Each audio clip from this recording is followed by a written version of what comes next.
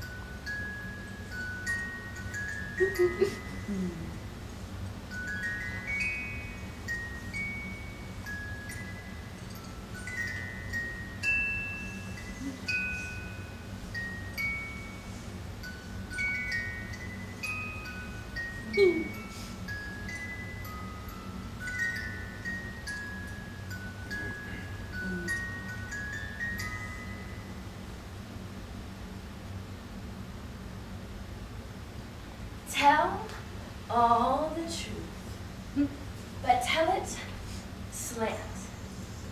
Success in circuit lies, too bright for our infirm delight. The truth's superb surprise, like lightning to the children eased. With explanation kind, the truth must dazzle gradually, or every man be blind. Tell all the truth, but tell it slant. Emily Dickinson. There's something there, I think. Something about stories. Something about true stories. Something about me. Something about you. Tucked there between the lines. Poets, I think, have an ear for truth, for the way sounds fit together, for the way words fit together, for the way bodies fit together, the way they lean. But I'm getting ahead of myself. Truth. Did you hear it? Like lightning tucked there between the lines? Did you feel it? Like a secret, like a prayer, like dust accumulating on the needle of a record player. Maybe not. My dad always says, don't let the truth get in the way of a good story. And he used to tell us stories too, before bed, on nights when he was home. And it was good night, sleep tight, and don't let the bed bugs bite. But first, pick a name, a place, and an animal. And then it was 1, 2, 3 alchemy, and a story came to life. And suddenly, Natalie, the queen of the gumdrops, was rescuing a family of gummy worms from the sweltering heat of the African Serengeti. Or Danny, the cyborg, with her sidekick Slippery the snail, was rescuing Mars from the epidemic of rust. Or Bobby the mermaid was riding her pet unicorn to the moon when she accidentally awoke the Kraken. Slant. Or sometimes he would tell us stories in response to a question like, Dad, where does ketchup come from? Well, first you gotta plant the tomatoes. And then you wait until they are red, red, red. Then you pick them. Then you put them in big red barrels, and you put them on the back of a big red truck, and drive them up to the top of Red Tomato Hill, and you lay them all out on the top of the hill. Then you take tiny tricycles, and you roll over them, and over them, and over them, until all the juice runs down the long red gutters and into the ketchup factory below, where it's bottled and sold at the grocery store. Slant. Well, in order for me to tell you this story, in order for you to really hear it, I have to bend it to the shape of you, to the shape of your listening. Are you listening? Are you leaning in? Slant. Maybe not. We have, after all, just met. But you are part of this story, too. After all, if a story falls in a redwood forest, and there's no one there to hear, well, this is a show about falling down. Or maybe it's about getting up. No, it's mostly about falling down. But I'm getting a little ahead of myself. Hi, I'm AB. Hi. But I don't, that's not my real name, that's my poet name. My real name is Ashley Heather Beard. But I've never really liked any of my given names, especially not my nicknames. Let's see here, what have we got? We've got Beard A. We've got Ashley Smashly, Crashly, Bashly, Rashly. That's so. The Whale. Kids can be cruel. And maybe the worst one of all was a gift to me from my stepdad. Grace. Aww. See, Grace couldn't walk without tripping on her own feet. Grace's bicycle tipped over for apparently no reason whatsoever. And Grace was always choking on her own spit. Grace, that one tiny thing that I could just never seem to be. You might be sensing a theme here. Fat and klutzy. That's what I was. Or what they called me. Everyone, from bullies on the playground to my childhood dance teacher who told me I was too fat to dance. But it hurt, right, to be whittled down to that one uncontrollable attribute and to have that be synonymous with who I was. And it wasn't so bad in grade school. I mean, when PE consisted of jogging once around the blacktop, or when our school Olympics featured yo-yoing as a sport. I mean, look, I can walk the dog. I can rock the baby in the cradle. I can even go, ooh, maybe, around the world. And I've got a gold medal to prove it. But ask me to run a mile? Are you kidding? So, well, as you all know, when you get into junior high, the kids get meaner, and PE gets harder. Much harder. And so for this next part, I'm going to need a volunteer. And, Me. Alright, let's have Greg come on up. I'm gonna have Greg help me out here because, nobody should have to face this alone. Come on up, Greg. I'm gonna have you sit in the magical chair of wonder over here. Sorry, that's her later. I'm gonna ask that you read everything that's highlighted here. You're gonna be our narrator. Alright? Okay. Do your thing, I'll do mine. Title, Beard A. Act 1, Falling Down. Scene 2, Los Angeles Baptist Junior Senior High School. 47th graders sit crisscross applesauce, line up in co-ed PE. They are wearing navy blue sweatshorts, invented by the church to chafe the inner thighs of horny teenagers. And gray t-shirts with their last name, first initial, written in Sharpie ink. Enter Mrs. Christensen, women's softball coach. 6 foot tall and burly. Hi, Natalie! Oh, yeah. All right. Mrs. Christensen. All right, now today we're going to be learning how to run track and field.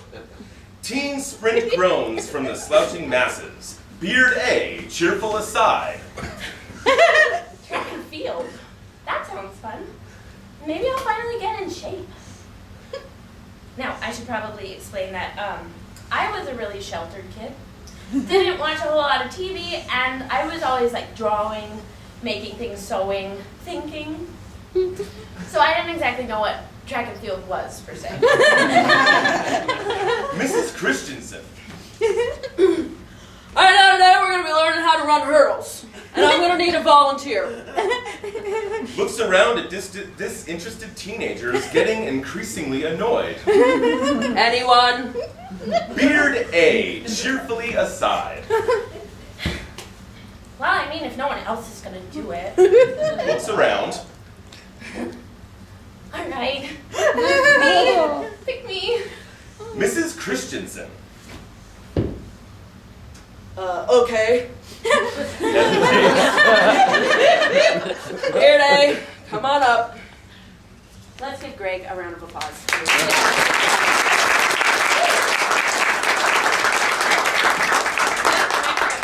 Performing arts.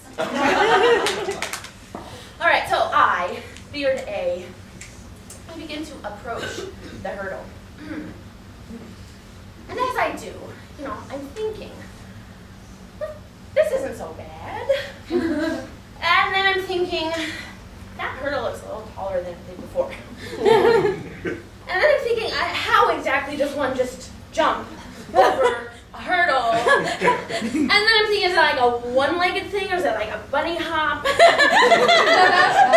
I can't decide, so I just sort of panic and I, Superman! Thing. Well, almost, except I hit my shin on the hurdle and I go tumbling into the grass and my palms, they sting.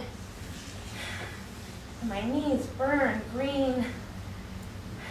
And my shins, they bruise purple. And they say things. Mean things. But I get up. And I get back in line. Because I am not going to let them see me cry. I can't let them see me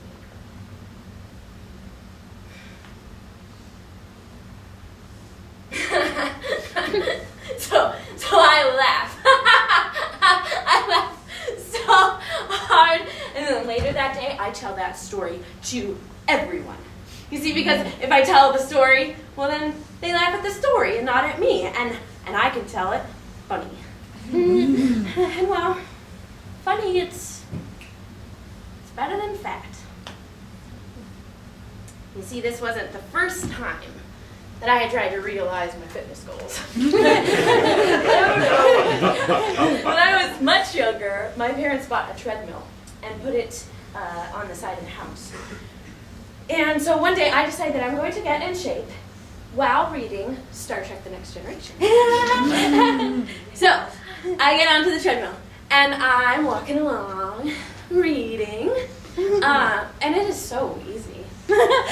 So I slowly begin to increase the speed. And as I do, the plot begins to thicken, and I'm wondering how in the world Jean-Luc Picard is going to possibly get the Klingons to do whatever the hell they were doing when I fall onto the rotating belt. It spits me off, and I get stuck in between the treadmill and the wall. So I'm shouting, and she does.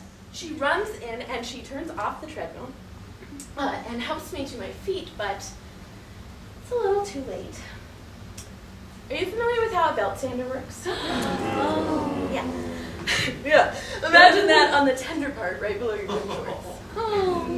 I had a giant red raspberry where my left butt cheek used to be. Oh. My poor mom. I mean, I can't even imagine having a kid like me. Kind of a burden, really, if you think about it. I mean, can you imagine being responsible for like a tiny creature who's always falling down? Which reminds me, she could tell you about when we would go to the grocery store. And I'm walking through the parking lot and I smack my face on at least 3 side mirrors on the way into the grocery store. It's like I was always crying. And if I wasn't crying because, I had fallen down, I was crying because I could just kind of be a little shit. Right? So this one time, my mom, we do get into the grocery store, And she's pushing me around in the cart, and I'm throwing fit. So she leans down the way moms do, and she says, "Ashley, if you don't stop it, I'm gonna beat you." Now, she wasn't serious. My mom never beat me. But I had a flair for the dramatic even then. So I say, "No, Mommy, please don't beat me." So this sweet elderly woman follows us the rest of the way through the grocery store to make sure my mom doesn't beat me up. Which reminds me of another story. When my mom took me to the doctor for a routine checkup. Right? And as the doctor's doing the examination, he starts finding all my bruises. So he asked, "Where'd she get these?" Well, she and her sister are in tap class together, and the teacher insists on putting them at the bar next to each other so they kick each other in the shins. And this, she fell on the playground, and this, the treadmill. Now, Heidi, I know you're a good mom, but legally I have to call Child Protective Services. My mom loses it. She's embarrassed and terrified. She steps outside to sort of compose herself. A few minutes later, she comes back in to find me crying. So she asks, "What happened?" And the doctor says, sort of sheepishly, "She, fell off the examination." Like I said, my poor mom. So thankfully, he didn't call Child Protective Services because there was no need to. But he did say, next time she has to have fewer bruises. And I wish that these things only happened in front of the playground bullies, in front of my mom, in front of the doctor. But no. They happen in front of really, really attractive people. Like this one time when I was 15, I went on a school trip to Paris with my French teacher, Madame, who didn't happen to like me. On the third day we were there, we went to Notre Cathedral. Oh, and it was gorgeous. The sun was shining and the birds are chirping, and I'm hearing the theme from the Disney musical, "The Bells of Notre Dame," playing in my head. And so we exchange our francs for tour tickets, and we begin to climb the tiny spiral staircase up to the bell tower. So we're climbing, and all of a sudden, on the right, is Quasimodo's chamber. That's now the gift store. So I had to get my tchotchkes and my postcards. So we continue our ascent, right, until my foot slips off the tiny triangle stair.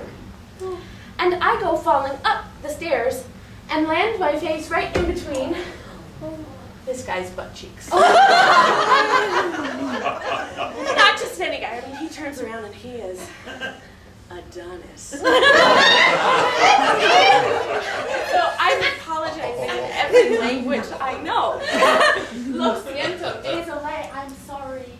And he doesn't speak any of these languages. And then I have to follow him the rest of the way. Up the staircase all the way across the roof and back down the other side. And maybe the worst part is that for the rest of the trip, all the way through Paris, every time we came to a staircase, Madame and all of the other students would say, "Tombe," the French verb for to fall, or to be fallen. This is how I have lived my life. Teetering, always on the edge of humiliation, at a slant, the clown, le fou,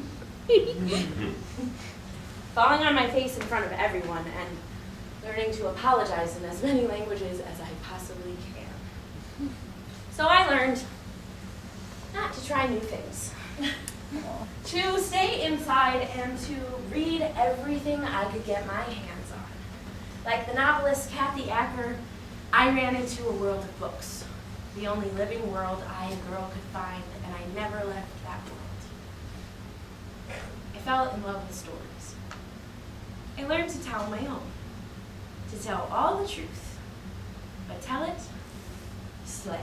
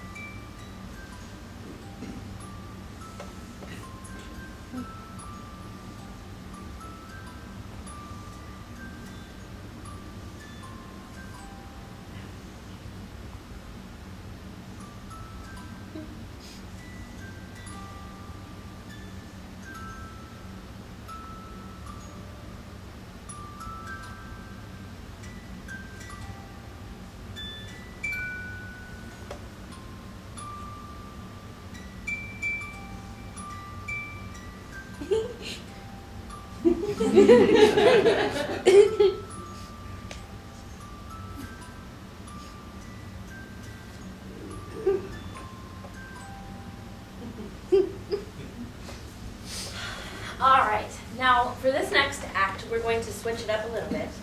Because we are going from Notre Dame Cathedral to Megachurch USA. Can I get an amen? Amen. But I'm still going to need your help, amen? Amen. Because the church can be a scary place for a woman. Amen? Amen. A woman? Amen. All right, so to set the scene for this for the second act, I'm going to need a little bit of help, if you don't mind.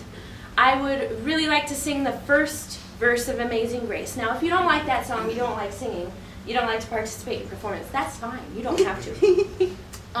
But if we could sing through the first verse, and then if you could hum through the verse one more time, that would be perfect. All right? Okay. Amazing grace, how sweet the sound that saved a wretch like me. I once was lost, but now I'm found. Was blind, but now I see.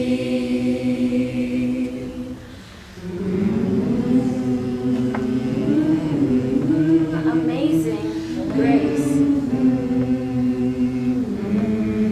That sweet, sweet sound. Salvation.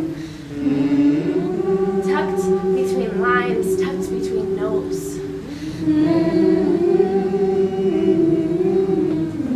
once was lost, but I found myself there in that sound. But now I see. Amazing. Gospel music was my first love. I was 13 years old, up in the woods at church camp, and there were hormones raging. Boys and girls learning how to chase each other. But there I was, in the sanctuary, falling passionately in love with music, about a God who told stories. He knows my name. He knows my every thought. He sees each tear that falls. And he hears me when I call. It still resonates. That tender warmth in my voice box, that feeling of safety, that feeling of home. You see, it had been a little while since I had felt at home. When I was 8, my parents divorced. And when I say divorce, I don't mean like they went their separate ways. No, I mean more War of the Roses. Shouting, screaming, throwing things. Mom took the sledgehammer to my dad's race car. Sort of divorce. And I was sort of in the middle. A few years later, they each moved on and started their own families and lives. And we bounced back and forth between, but it was just never the same. So, when I was old enough to be out of the house after school as a teenager, I was at the church. Sometimes from about 3 o'clock in the afternoon until 8 o'clock at night, I was the volunteer extraordinaire. I did filing. I made phone calls. If someone needed a storage closet reorganized or any other sort of menial task on the church staff, I was their girl. You know, it felt good to be a blessing instead of a burden. And I learned a lot too. For 10 years, all the way through high school and up through college, I volunteered at the church, and I learned to paint. I learned to lead a small group, to lead worship, to sing, even into my master's degree. So I was 24 years old, getting my master's degree in coaching the speech and debate team, when one of my students says to me, she said, you know, Ashley, you have the gift of healing. The way you use words, you stitch people back together. And she didn't know about the work I did at the church, but she saw something in me, a gift, a call. And just her saying that inspired me to write my very first piece of spoken word poetry, which I performed, where else, but the church. What if words were real? She said to me, you have the gift of healing. The way you use words, you stitch people back together. And I thought to myself, you're crazy. I mean, I know I like to write, but I find that my words are more discordant than finely wound string and wound more than they heal, which got me thinking, what if our words were real? What if it was true that I inhaled air and exhaled a needle and string that could cinch hearts and wholes together in wholeness? And I don't know about you, but I could sure use that sort of thing. What if our words were more than just syllables, more than fragments and fricatives sent like sailboats on sound waves into an echo chamber? What if they had the power to make people contemplate as they reverberate? What if this poem made it out of my lips and it came alive, and the world was different because it was born from my breath, my life? What if I could breathe in air and exhale pencils? Freeing someone to write their own rhythm or rhyme or draw teardrops and heart shapes in 3/4 time, or maybe just flip it over and erase some of that pain inside. And I don't know about mine, but I have friends with words like multicolored vapor, like incense smoke, like paint, brush strokes, like music notes, like hearts that are broke. But I know a God who opened his mouth, and along with it the heavens, who said, "Let there be light." And no sooner had the light left his lips than divine spark existed, and so began creation. You see, because in the beginning was the Word, and the Word was with God, and the Word was God. And the Word became flesh and dwelled among us. God's Word becomes flesh, even ours. And when we live by the Word, our flesh becomes more like his own, striped and hungry, like Jesus or Gandhi. But maybe that's why we've been given this precious gift of speech, so that we can bind up the broken with our lexical string. You see, she said to me, "You have the gift of healing." And I believed. So these are her words infleshed in poetic ink. And I did believe. I believed in Jeremiah 29:11. "I know the plans I have for you, declares the Lord, plans to prosper you and not to harm you, plans to give you a hope and a future."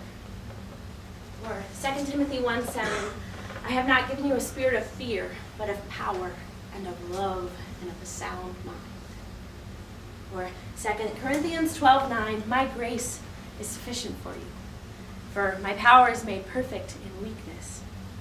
I could be weak and be perfect.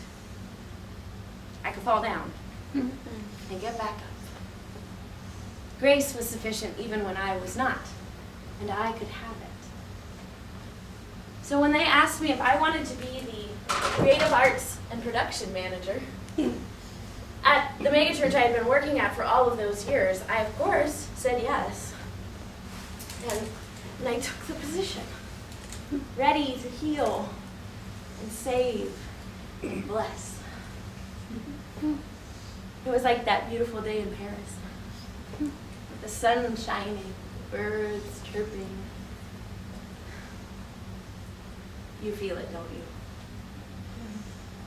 They always say that pride comes before the fall. Well, maybe pride is the wrong word. That comes later. Maybe it's certainty. Maybe certainty comes before the fall. And I was certain. I was certain about a lot of things. I was certain that the Bible was literally true.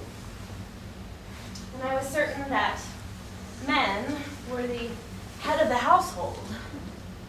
And I was certain that the pastor was the head of the church. And if the pastor said that we should vote yes on 8, well, then we should vote yes on 8. You see, because marriage was between one man and one woman. And, you know, I should really get married. I should get married to my fiance, even though they just hired him to do half of my job for 20% more money. and, you know, we should really give 20% of our income instead of just the 10 for the tithe for the new building project, because it was going to cost $32 million to build a new sanctuary to fit 5,000 people instead of 1,500 people. And I started to see it. I was in the Jesus business. Just another cog in the capitalist machine. So I quit. I broke off my engagement and I turned in my letter of resignation. And as I handed it out, I remember that my hands were trembling. And I remember saying, you know, God, I'm not saying no to you, I'm just saying no to this. Was blind, but now I see. when I left the church, no one called. No one wanted to hang out. It was as if I had never even been there. I was indeed tombé, French word to be fallen. And it was quiet. Well, it was quiet until I had to move back in with my parents. And when I say my parents, I mean my dad, my stepmom, my little brother, my little sister, and my stepsister who had just gotten engaged to the youth pastor at the megachurch. And it was never quiet. It wasn't until 10 o'clock at night that I could really kind of hear myself think or even begin to write. You know, Joan Didion writes that we interpret what we see. We select the most workable of our multiple choices. We live entirely, especially if we are writers, by the imposition of the narrative line on disparate images, by the ideas with which we have learned to freeze the shifting phantasmagoria that is our lived experience. But I needed some new ideas. I needed some help. So when I heard about an artist retreat up in the woods called Terra Nova, I signed up. And I didn't know anyone. But the way that the retreat was organized was that there were different emphases. So I, of course, chose integrity and vulnerability in writing with poet Natalie Patterson. Over the course of the weekend, we each wrote something. Mine felt rough and a little bit raw, but she asked me to share it in the showcase at the end of the weekend. Reluctantly, I agreed. Falling awake. Have you ever had a dream that you were falling? And it's nothing more than just a wrinkle in your sheets or that your dog has pushed you too close to the edge of your bed. But your body doesn't know because your brain is in control and you are sure that you are going to die. For a long time, I didn't remember my dreams. My sleeping was as dreamless as my waking, and maybe it is the unemployment talking. But in the last month, I have had 2 dreams. In the first, I had a baby. She was beautiful. I named her Soleil, which means the sun, and I was a single mom, rejected by everyone, but I decided that this baby was a gift. So I rearranged my life to get enough drive to make enough money to build us a life. And I did. But in the second dream, I woke up sobbing. I walked into this new church, this new house, and Minnie Driver was sitting with Jennifer Aniston over by my 3rd grade teacher. When my old mentor walks up to me and she says, "You know, Ashley, why didn't you call me? I could totally understand what you were going through." And I lost it. Everything I had been holding inside came cascading down my face as I hugged her and cried. You see, I'm willing to give myself things in dreams that I don't in life. Mostly permission. To be understood, to be loved, to cry. You see, it's just that I've been sleep-waking for so long, stuck between my pride and pain, numb and afraid that if I let go, then I'll hit bottom. You see, because they say that in a dream, if you hit bottom, well, then you really do die. But the bottom line is that love, success, and understanding are right here at the tip of our consciousness if we can just listen to the dreams that are beating in our chests. So today, I let my wrinkled bedsheet fears give way, realizing that I can realize my dreams if I just chance that 2-foot fall off the foot of my bed where I now stand, rubbing my eyes. It felt a little raw, a little rough, but Natalie saw something in it, in me. Poets, I think, have an ear for truth, for the way sounds fit together, for the way words fit together, for the way people can be put back together. You see, she had the gift of healing. And she taught me to tell my truth in a room full of strangers, to hone my voice into a particular style, to tell my truth the way that only I could, to hold my pen and my microphone at a slant. She taught me to teach. So I was ready. A few months later, when I was teaching my own poetry class, when one of my students lingered, terrified about a new poem she had written about her boyfriend who had died in a car accident. I don't want to cry in front of the class. I told her, it's okay to cry. I know what it's like to talk about things that really matter to you in front of an audience. It's terrifying, but it can be transformative. That day, I mulled that conversation over and over in my head. Later that night, I sat down to write, and it haunted me. A-side. I set the record on the turntable. I tell her, if she says her poem enough times, she won't be afraid anymore, It's okay to cry. The needle is always sharpest its first turn around the grooves. Soon she will know the edges, the shape of all the warbling words. I tell her she will not be as vulnerable as she feels. She knows what each line means. We can only guess, play them back if she's lucky. Some of them will catch, but say it over. The song always ends and the track clicks, and a new song begins. B-side. I turn the record over, I play the song again. Fingers keeping time. Timid clicks on the keys and an unsteady pulse that thinks maybe if I write this word, I will like it more. I watch its shape as it spreads across the screen. I try saying it. I can't. Hit repeat, this time under my breath. Lesbian. A secret. A prayer I'm not ready for yet. I push my computer away and I clutch my comforter to my chest. I whisper, God, I hope I know you better than they do. I know I was called to ministry. Wonder what the ministry will call me now. The stones they will throw, I know them.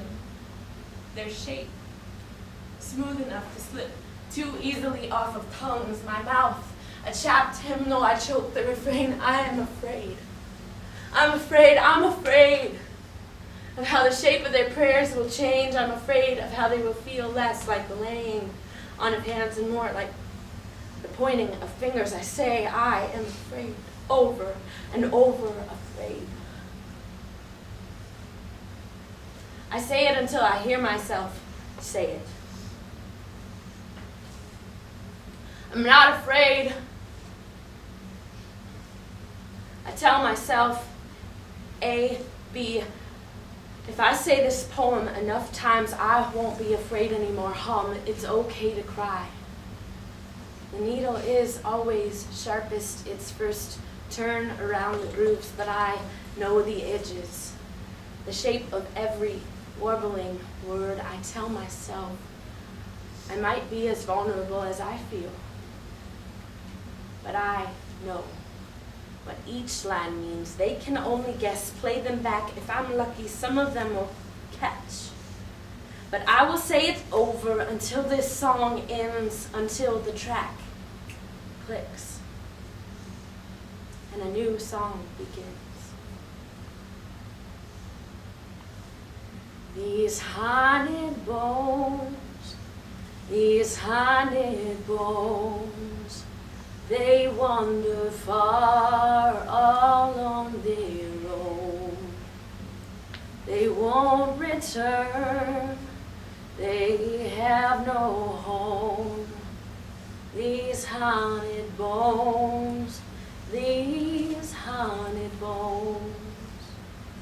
drove them to church to clean them so that in the blood washed white as snow. Father, Son, and Holy Ghost, they haunt my bones, these haunted bones.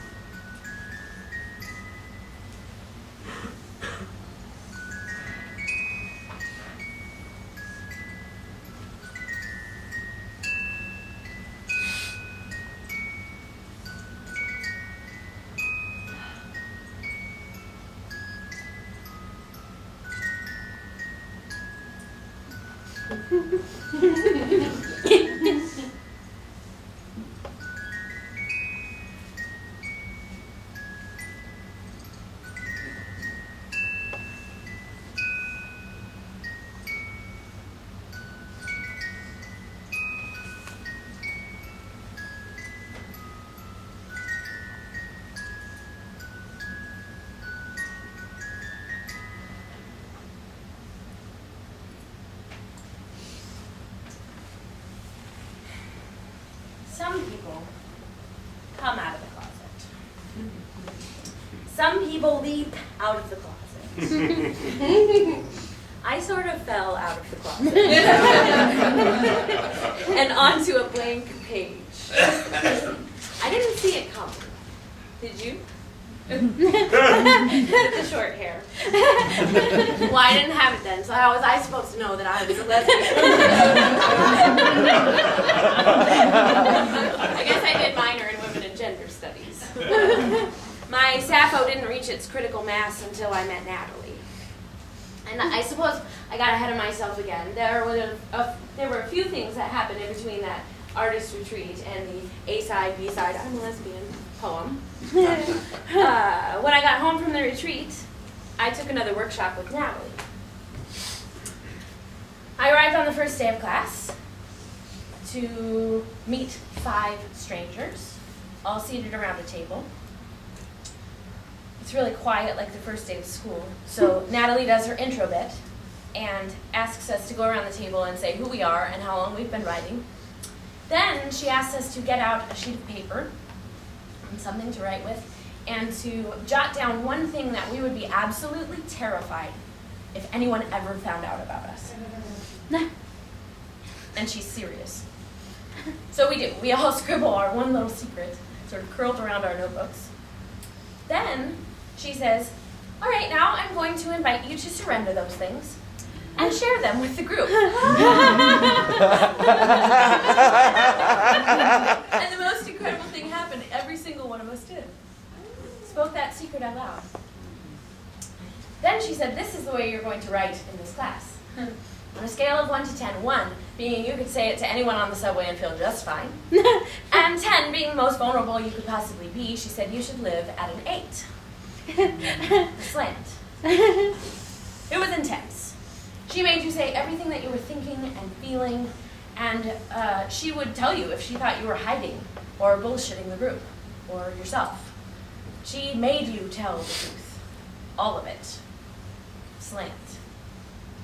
She also insisted on a diligence to one's craft. She said the way that you do one thing is the way that you do everything.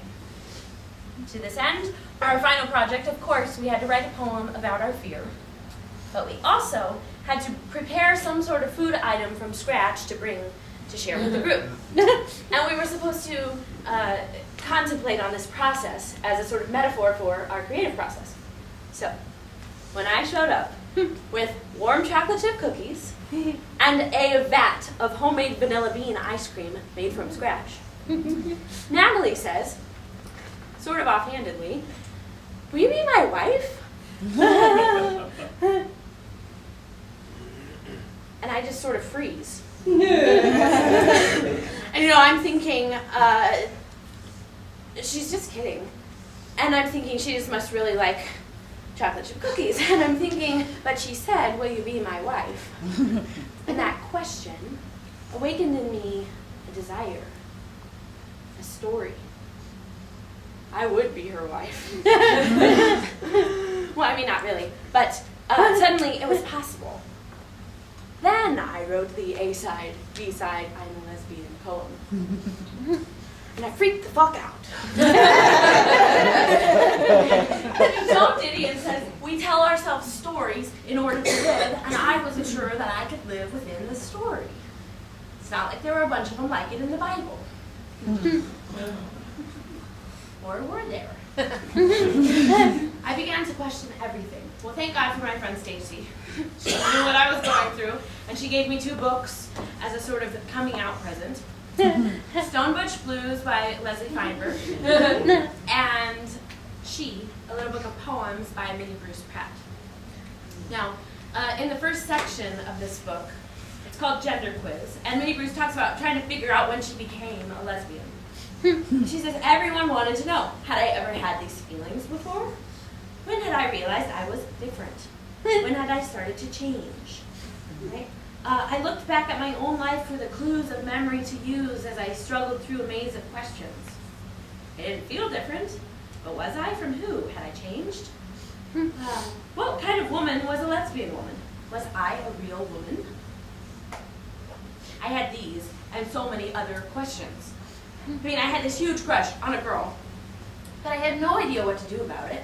And I also kind of knew that I would never work out with Natalie, but maybe with someone else. So I decided to do a little research. Thank God for Google. Lesbian bars. Lesbian art exhibits.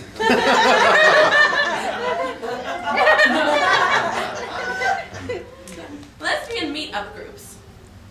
That's where I found the event in Hollywood Arts Park, Dyke Day, LA. And I thought, oh, that could work. Dyke Day, LA. That is where I met Danny.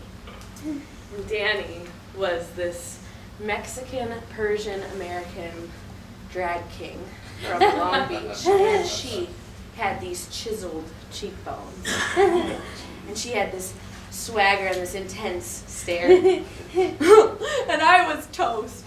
And totally a wreck. So I ask her if she knows where the bathroom is, so that I can give myself like a little pep talk, fix my makeup. The thing that you don't realize when you're straight is that that cute girl that you like uses the same bathroom that you do. Which would be fine, except that I have this stupid phobia about people hearing me pee. So, I'm sitting there. Nothing's happening, so I have to ask her if would you maybe not mind waiting outside for me? I'll be right there. So I'm sure when I step outside that she is going to be long gone. But there she is. All smiles. She takes my arm, and we spend the rest of the afternoon together. By the end of the day, we exchange numbers, and by the time I get home, I have a text message asking if I want to go on a date. Yes, I do. I think. Until the morning of said date, and I had been spending the night at my grandparents the night before, and I come down in the morning, and my mom is visiting. So she asks, oh, what are you doing today? And I say, oh, nothing, just going to the studio for a little while, and then later on, I got a date.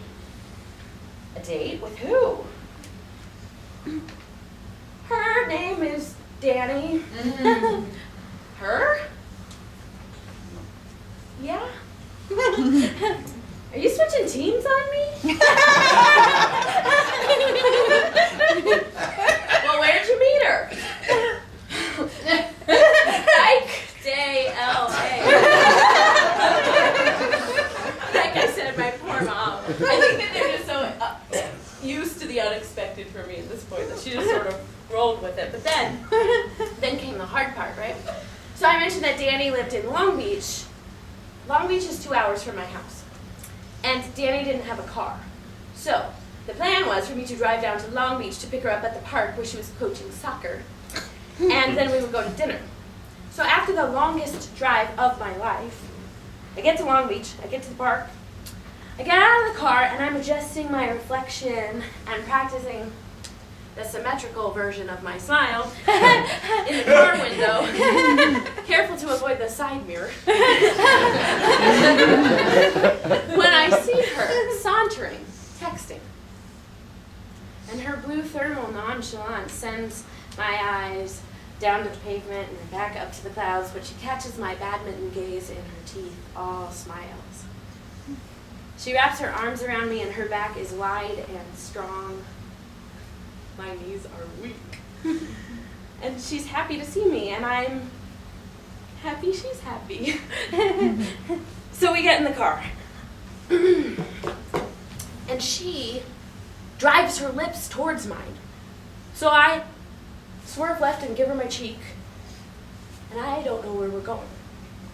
So I put the key in the ignition, and I ask, straight? She laughs and says she's mad that I don't have hang-ups about that word, because most of her lesbian friends won't say it. And I say, oh, with so much to learn. She suggests instead that we move forward. I hesitate, but then accelerate. We turn right, and she looks at me. I blush. She says, I like a girl who can drive. I say, well, my dad was a race car driver. She says, I used to have a lead foot. And I say, turn off your cell phone. I say, I like to go the speed limit. She grabs my hand, and it makes mine feel really big. And I'm thinking, it should really be on the wheel. But I tell her, you're going to make me crash. So we finally get to her apartment. She goes in, she changes into a wife beater and her cargo shorts while I reapply my lip gloss. And I decide that I'm going to sit on the couch. So I do, but then I have to move my purse and then move it again. And then I rearrange the pillows. And she just strolls in, stands square-shouldered in front of me, reaches her hands out, and I take them and I stand. And I'm thinking, she's about my sister's height. And then I'm thinking I should not be thinking about my sister right now. And then I'm thinking that she looks very serious and sultry and...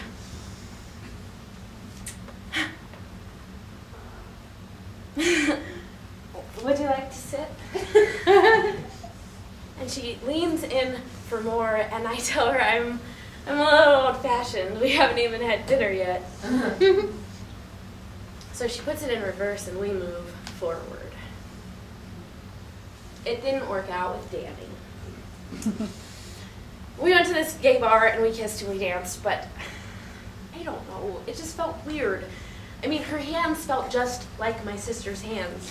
It just really creeped me out. I was like this big gay failure or something. And I was, all of these things, like, am I not? All of that was seemingly for nothing. But like Samuel Beckett always says, all of old, nothing else ever tired, ever failed, no matter. Try again. Fail again. Fail better. But what does that even mean, anyway, to fail better? Eldridge Priest writes about failure, and he says that in modern culture, our most prevalent image of failure is the myth of Sisyphus. Sisyphus, a king punished by the gods for his impudence, is infected with this interminable urge to lift, carry, or roll an immense stone up a giant hill, and then watch it tumble to the ground. He's destined to fail forever. Emma Cocker writes about the Sisyphean task a bit differently. She says that rather than this endless continuation of action, that Sisyphus offers a punctuated performance. Sisyphus picks up the rock, pushes it to the top of the hill, and watches it tumble to the ground. Then, he gets back in line, and he doesn't cry. A performance. Dutch performance artist Bas Jan Ader did a series of performances about falling. Fall 1, in which he fell off a roof. Fall 2, in which he let go of his handlebars of his bicycle and fell into the Seine River. Broken fall organic, in which he held onto a tree branch until he just couldn't hold it anymore and fell into a stream. And broken fall geometric, in which he fell sideways at a slant into a sandwich board sign. Now, some people wouldn't call this art. They definitely wouldn't call it performance. But what if it was? What if it is? Jack Halberstam writes The Queer Art of Failure, in which he suggests that under certain circumstances, failing, losing, forgetting, undoing, unmaking, unbecoming, not knowing, may in fact offer more creative, more cooperative, more surprising ways of being in the world. Judith Butler challenges us to risk ourselves precisely in moments of unknowingness, because our willingness to become undone in relation to others constitutes our very act of becoming human. If you had told me 5 years ago that I would quit my job in ministry, dump my fiance, become a poet, date a drag king, move across the country to pursue my PhD in performance, meet this gorgeous musician named Bobby, and move in with her and her cat in a week before I open my one-woman show about failing, I would have laughed. I mean, you might as well have told me to pick a name, a place, and an animal. But it's all true. Tell all the truth, but tell it slant. Success in circuit lies too bright for our infirm delight. The truth's superb surprise, like lightning to the children eased with explanation kind. The truth must dazzle gradually, or every man be blind.